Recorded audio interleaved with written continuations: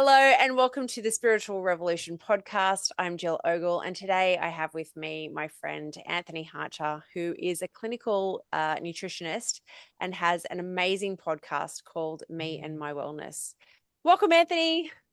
Hello, Jill. How are you? Hello, listeners, Yeah. followers. Good, thank you. Nice to have you on the show. It's great to connect with you. I was on Anthony's show last week, and so it's lovely to reciprocate and have him in the spotlight this week. So Sharing the love. yeah, totally.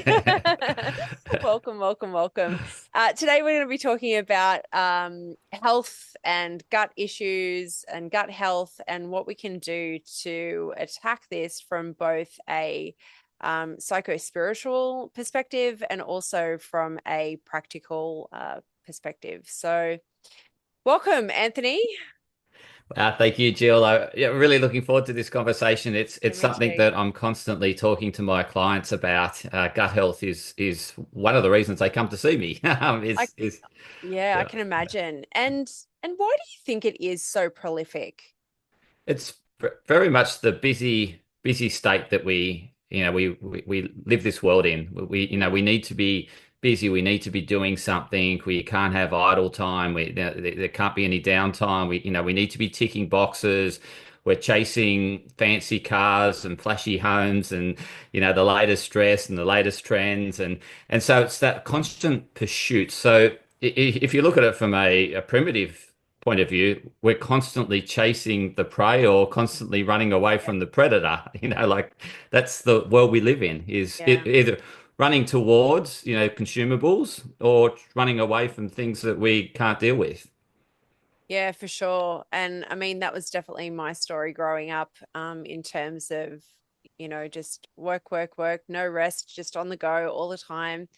And my body couldn't handle it. My body was screaming at me, as many of our listeners would know from previous conversations. But yeah, and it makes sense, right? If you're constantly in that fight or flight mode, you're not getting into rest and digest. You're not allowing your body to process how it's supposed to process. We need both, right? We need and flight, and we need rest and digest. We don't want too much of either. Sure.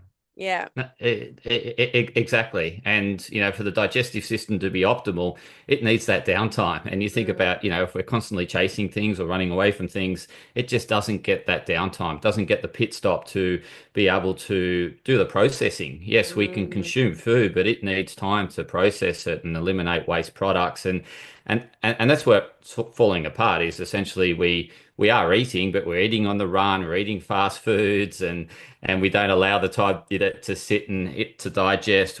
So all I guess the energy is elsewhere, not in the digestive tract, and mm, hence why we get this bloating and this forever. I just feel full all the time. I don't feel hungry, and mm, it's like, and then people get constipated as a result because the body's not processing the food. It's just sitting there. It's fermenting. It's producing lots of gases, and yeah. and so it feels terrible. Mm, When your gut's good, you feel great. And mm, so there's this overconsumption of everything. So yep. overconsumption of materialism, overconsumption of food, and yeah, and just we have these very sort of ways to just want to consume. And I guess it's the way in which consumerism works, is to Yep.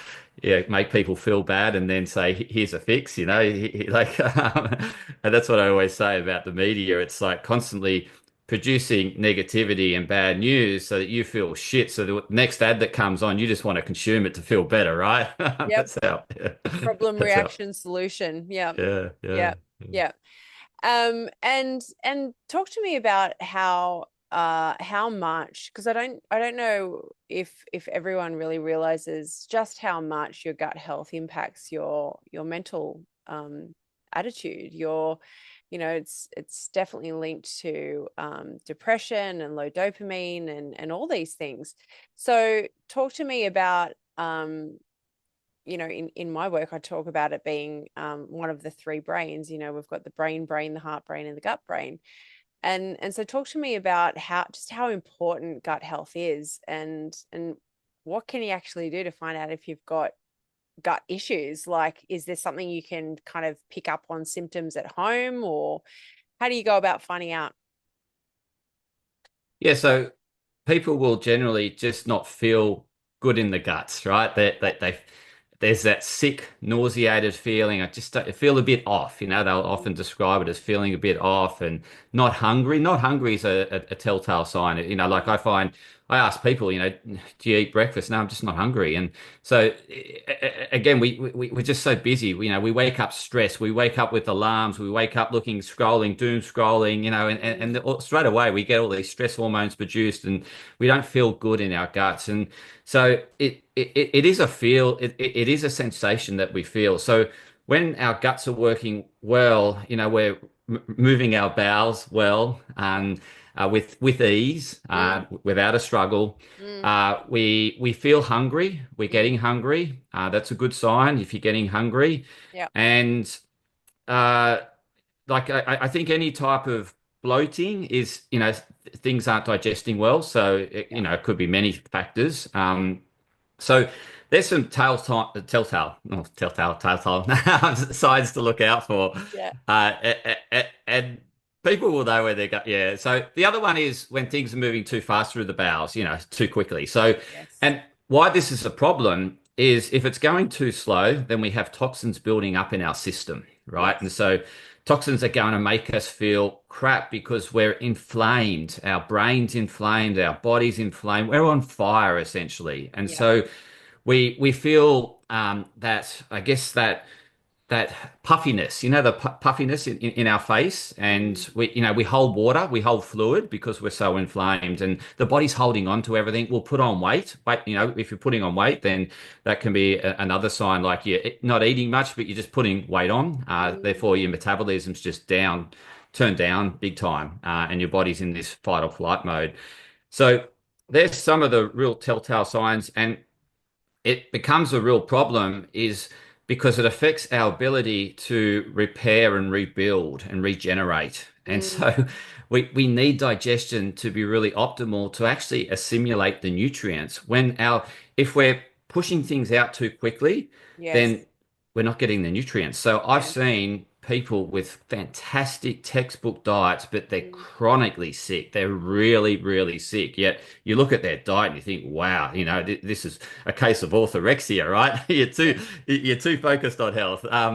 But and that generally is the case, right? They actually stress about their health, and so Yeah. as much as they're eating, having the kale juice and all these green things and all this sort of stuff and all the textbooks, the superfoods and all this, and but the problem is they're so stressed and obsessed about it that Mm, the body's not assimilating it, mm, and that processing is really fundamental for feeling the energy. We get the energy, we get the rebuild, the anabolism, the repair of muscle tissue, the mm, turnover of cells. And we need these turnover of cells in order to stay healthy and in order to retain life. Otherwise, essentially, we're dying. And so that gut movement is real, it's critical to life. It's a foundation to life. If we don't have good gut health, then can say goodbye to longevity. It's yeah. yeah, yeah, Yeah, it really impacts us in many areas of life that I don't know that people realize how important it is. Like, um I truly believe that all health starts at an emotional level, and then from there it's the gut. It's the gut. And so if you don't have good gut health, then yeah, there's a good chance you're going to experience a whole other heap of symptoms and conditions. Um, Now you talked about metabolism, and there's a theory going around that cancer is actually a metabolic disease, and so I guess relating that back to this, if you've got really slow digestion and poor metabolism and things aren't working properly, you could be heading for some sort of cancer down the track even.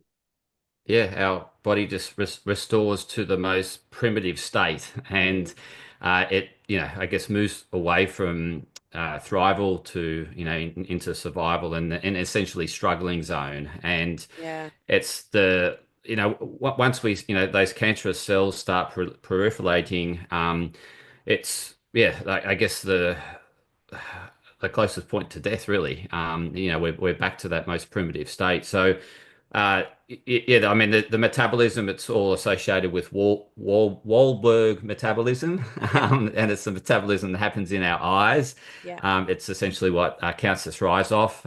So it's, a glucose sort of state, and it's essentially just migrating around the body and just consuming whatever it can. And it's wanting to survive, Yeah. but it just hasn't got the resources and the ability, or I guess, the coherent signals in order to find life again. And so it's sort of disintegrating, but at the same time, it's looking for every opportunity to survive, to help you get back to thrival. So Yeah. as much, yeah. So it's not a great state to be in, but it certainly there is opportunity if we provide the body with the resources and the Mm. support it needs in order to get back to a restorative state.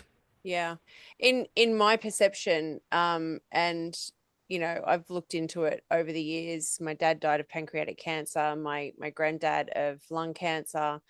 I obviously have thyroid cancer. For anyone that's listening didn't know that. So, it's been something that I've looked into over the years, and you know, the idea that our body is actually trying to detox itself and creates this cancer to do that because we're not functioning at the way we should. And our metabolism slows, and brain fog, gut health, all of these things are impacted. And so this cancer comes in to try and rectify the situation. And so in my perception, it's actually trying to help us to clean our system. It's not the devil that everyone kind of thinks it is.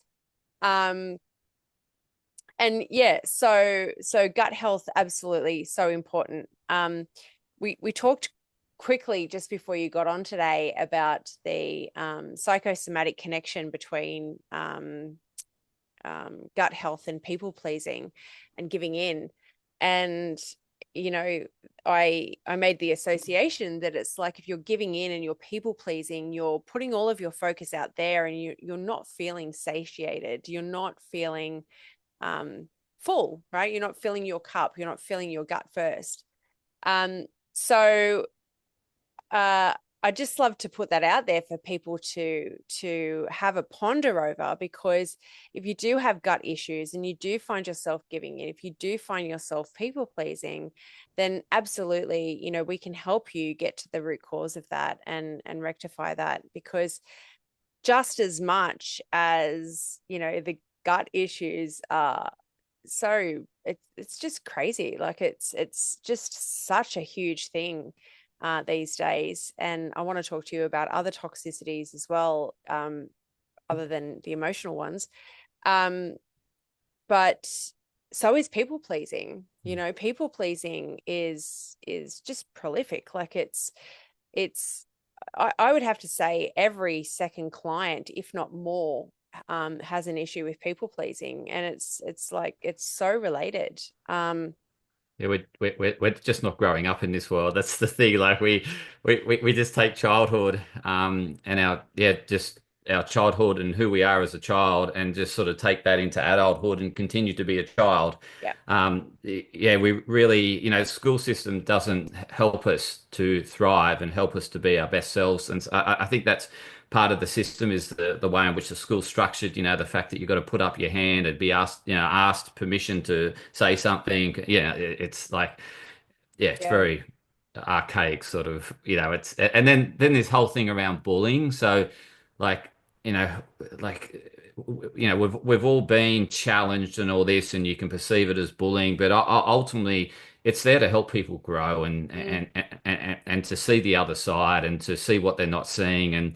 And so I really think that I guess trying to wrap kids up in cotton wool, Yeah. protect them from bullies, and then just this protectionism. The kids today are so less mature than when me or you growing up, in suburbia. Like we were roaming the streets and no phones and nothing.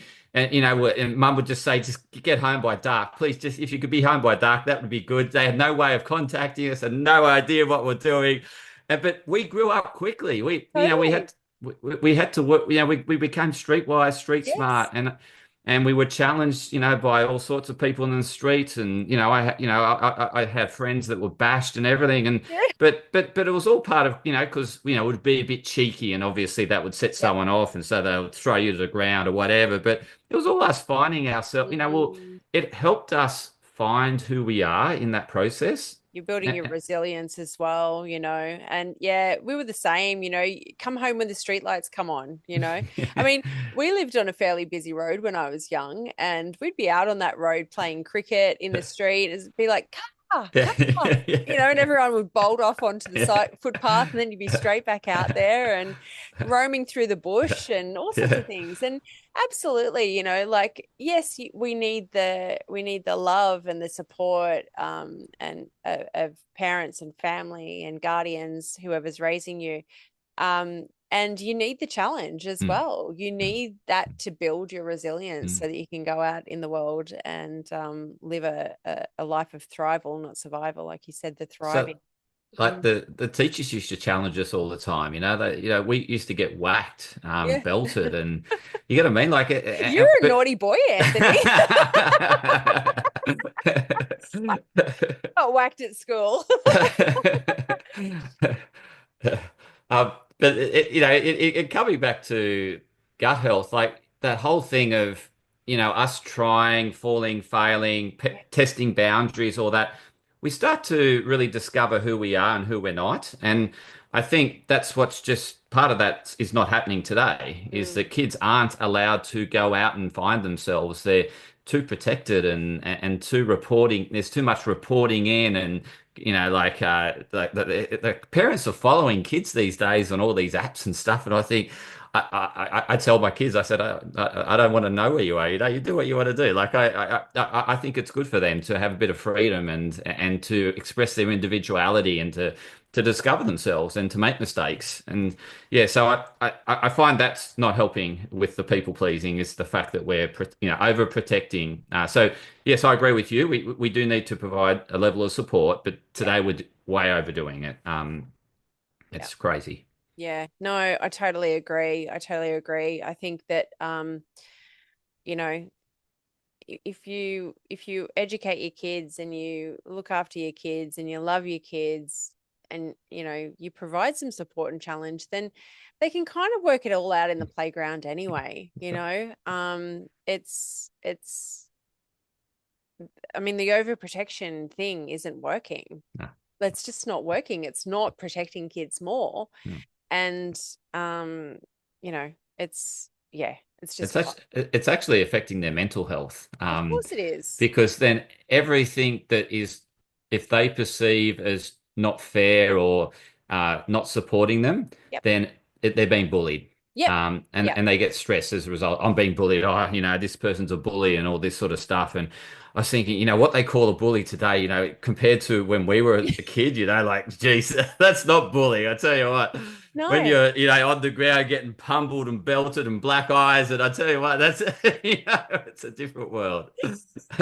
Sounds like what my brothers went through. Yeah. Yeah, absolutely. And this is the thing. All of these experiences that we have as children, they build our resilience going into adulthood. And that's not just our emotional resilience, it's Mm, our physical resilience mm, as well. And, if you can't handle being called, insert whatever name or at a young age, then you're going to have a tough time out there in the world because and I think it is breeding a generation of kids that are entitled and mm, mm, precious, mm, and not all of them, of course, like that's a generalization, but you know like you said, we were just left to our own devices when we were kids, Work and it out. Yeah, yeah, you figure it just out. worked it out. Yeah, And you know, if there's any sort of serious problem, then your parents step in. But really, like most of it was kind of handled on the playground or, you know, in the backyard or yeah, on the yeah. streets, as you say.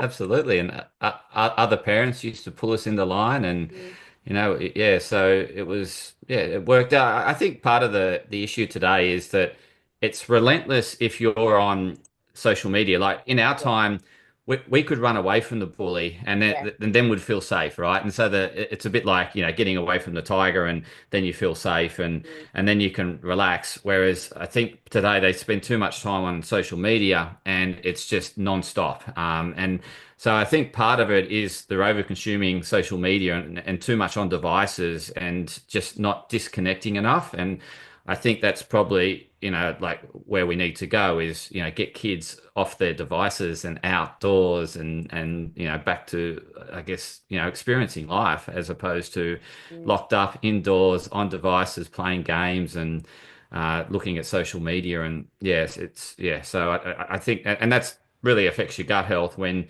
mm, you're constantly in that stress state, then you really. feel sick, you feel crap, the food's not digesting. Yeah, and it's not just the stress state, like it's the EMF exposure, it's the blue light Mm, exposure. I mean, I remember my niece started taking melatonin when she was a teenager, and I was like, what the hell? Like mm. that's unreal, you know? Put your phone away. Yeah, Like yeah, put your phone away yeah. and get off the blue light at night, and the melatonin will start to Mm, produce again. But you know, if your brain keeps getting the signal that it's daylight, mm, then of course you're not going to produce the melatonin you need to go to sleep. yeah. So it's multifaceted. I mean, I totally don't agree with this social media ban for kids under the age of 16. I think that's absolute bullshit. It's got Mm, nothing to do with no, no, children's safety at all. It's all about the social credit system coming in. Um, and it's not the government's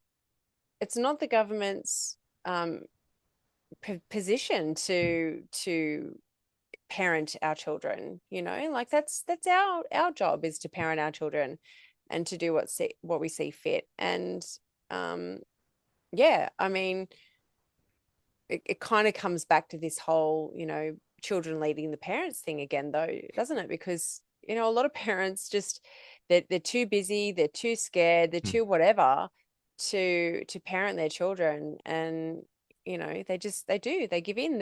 Everyone's overwhelmed, mm. and so this perpetual thing keeps cycling, but you know, it's not the government's job to parent our kids. It's our job to parent our kids. And you know, if we all looked after our health a little bit more, we'd be less overwhelmed, more resilient emotionally, physically, and yeah, life would be different. But not that there's anything wrong with it as it is, you know, like, but it just is.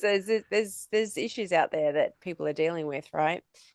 Yeah, and I think it's just resulted in that disconnection from nature. Oh, Yeah, totally. and this overconsumption of technology, and so we do need to find a more harmonious blend of the two. I can see like, and I agree with you around kids and social media. I think it opens up a world of opportunities for them. It Yeah. actually it can help really accelerate their growth and their Mm, learning and development. mm, Because they can find really great mentors, on social media yeah. and learn a lot from these mentors and it opens up a whole economy for them too. You got, these young kids that are multimillionaires just simply because of this ability Yeah.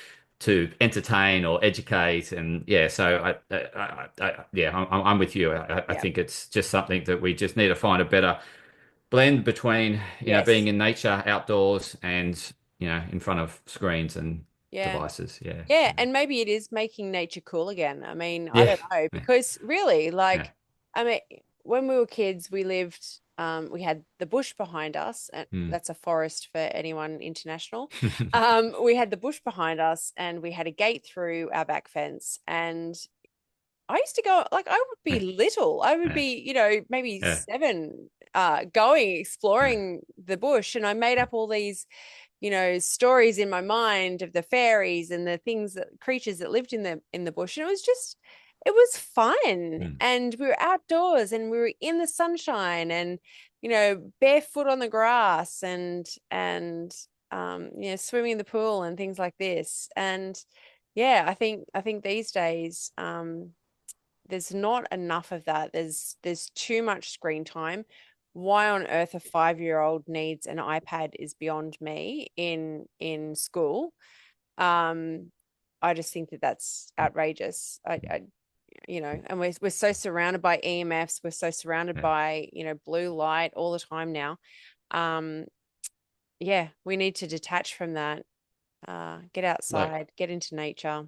well, just your point, when as a kid you're forest bathing, right? So you're Mm, in nature, mm, playing with the trees and getting grounded and mm. surrounding yourself with all this, infrared light and that is fantastic for digestion. And so Yes. as a kid you would have had perfect digestion Yeah. because you're forest bathing all the time. Whereas, today being indoors, in front of devices, Yep. it's so stressful. All these, non-native EMFs are stressing out the body Yes. and turning off digestion and sending incoherent signals. The body just doesn't understand them. It can't, maintain, because our body wants to maintain life, and Yes. that's what it's constantly working at. But with Yes. incoherent signals, it doesn't know what to do at the particular times of the day, as you shared before. If we're looking at screens at midnight, then it thinks it's the middle of the day and it's going, Yeah. "What do I do now?" Like it's Exactly. Exactly. And I yeah, mean that, same as going outside in the sunshine with your sunglasses on, yeah. you do that and Mm, and your brain doesn't know that it's daylight either. mm, no, So, yeah, we've got to get rid of the sunglasses. We've got to get rid of the, covering up, hats, all of it. yeah. Expose your body to the sun. Expose your stomach to the Mm, sun. 100%. Like part of, our problem with our gut health is the lack of infrared light, the lack of red light, Mm, and we can only get that from being outside. Yes, we can buy red light panels, and we can yes. go into infrared saunas, but it doesn't beat being Yep. outside because you get all the additional benefits of full spectrum sunlight. So, Exactly. Yep. yeah, so yeah, I'm a big advocate of just looking to how can you, as a listener, viewer, spend more time outside. And I'm always looking at ways in which I can, like, so I do all my learning outside, walking, listening, and, doing all that. I do a lot of writing outside. Yeah. I do a lot of phone calls outside, so I'll Yeah. take phone calls outside. So I'm just looking for every opportunity to get away from this screen. Obviously, I still need the screen, but Yeah. Yeah. I'm looking for opportunities to be disconnected from the screen and to be outside. So I think that's a key takeaway for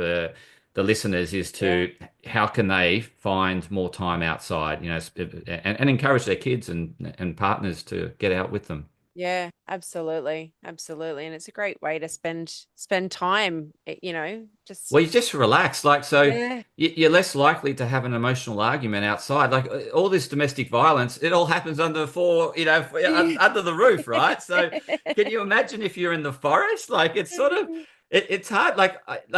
Even when I'm down the beach, right? So I do a lot of people watching down the beach, and I just watch the interactions, the Mm, just the smiles, the laughs, the joy, the mm. everything, the connection down the Yeah. beach. And it's because everyone's in nature, everyone's relaxed. And like I was walking along the beach and, I was just listening to my like podcast learning and stuff. And I copped this soccer ball and just whacked me in the head. And I felt, like the head was ringing and all that. But I was in such a relaxed state. I just kept Yeah. walking. Like I didn't even want to confront anyone or say, Mm, why did you do, or, I was in such a relaxed state that my nervous system was just so chilled, it could take mm, a whack to the head and just mm. move on. And I'm thinking, like, if that happens in the house, if someone gets a whack to the head, it's full on, it's all in. But Yeah. so I think we can just have much better interactions as a Mm. human race outside. And I think so the more you can sort of, you know, hang out with your partners and your children outside, the more harmonious the relationships will be. Yeah. And the better we perceive other people's challenging comments to us, right? So if we're in a relaxed state, we Mm. we can see a bigger picture to the comments they're Yes. saying as opposed to a myopic view of it and thinking, oh, you're just being a, such and such to me and, Yeah. putting me down and, all this sort of, gaslighting me and all this terminology that people use these days. But, Yeah. yeah, so, yeah, I think just, ultimately, if you want better gut health, get outside more and disconnect from devices. Yeah. I couldn't agree more. Couldn't agree more. Um, One question before we wrap up. What does a spiritual revolution mean to you? It's it's like because as we discussed at the beginning, is we we're people pleasing. We Mm, don't know who we are, yeah. but we're not even going on a search to find ourselves, right? When we get lost amongst people pleasing, and so we become dismembered or fragmented in essence. And Mm, so for me, the spiritual revolution is grabbing all the pieces, the things yes. you don't like about you, and loving them. And it's that unity. It's getting back to oneness. And so it's like, first of all, we ultimately find it with ourselves. Then we can feel connected with everyone, everything. So when I say connected with everyone, this is a connection with Trump, right? So as this will stir up some viewers or listeners, or probably not on this channel, but certainly on other channels, right? Okay. Yeah. So people are so like Trump brings up stuff inside of people that they're disowning, right? And Yeah, so. And they project it on Trump. They say that he's the arsehole, right? But it's because they haven't loved that inside themselves. And so absolutely. I just find, Trump's this antagonist and he's ultimately bringing us all closer to a spiritual revolution as a result of what he's saying and doing. So anyway, I just thought I'd throw that out there just for those people that hate Trump. But I think, my message would be to take a look at yourself and spend more time with reflection. Yeah. Because that's the spiritual revolution for me is when you find oneness with self, everything you love, everything about yourself, even my big nose and this big mole here, everything you love, it's just all glorious. And then you start to feel the oneness with others. You see Yeah. yourself in others. So you've got the ultimate connection with them Yeah. and then everything. So it's everything around you. It's not like hating cyclones, hating storms, hating bad weather. It's loving it all and seeing the good in everything. So for me, it's that ultimate connection with everything and everyone. Yeah, love it. Love it. And when you can love everything, you have emotional resilience, Mm. you don't go into fight and flight so much because you understand that everything really does happen for a reason. Like there is Yeah, actually a yeah, grand organized design we're yeah. living in here and the people that trigger us are actually coming to heal us, to show us Mm. these unloved parts of ourselves. Yes. And yeah, for a lot of people at the moment, that's Trump. Yeah.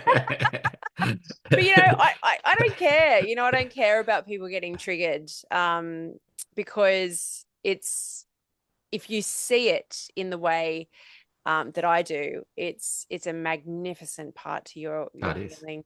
Yeah, You it's know, it's amazing. Like, yeah, it's amazing. It's yeah, amazing. All triggers are there to heal you, and mm, it's beautiful. Yeah, yeah. I totally agree. yeah. Been great talking to you, Anthony. Thanks for being on Uh, the show. love the And conversation, Jill. So thank you for inviting me on the show. yeah, pleasure. If people want to reach out to you, you've got your website behind you there. I'm going to pop the link below as well, for your socials, etc. Anthony's very busy. He's very busy on TikTok. He's very busy producing podcasts. So I highly recommend you tuning in. He's had some great guests on so far, and I'm sure that's going to continue. So thanks again, Anthony. And yeah, really appreciate you being here. Thank you, Jill. Thank you, listeners. Beautiful.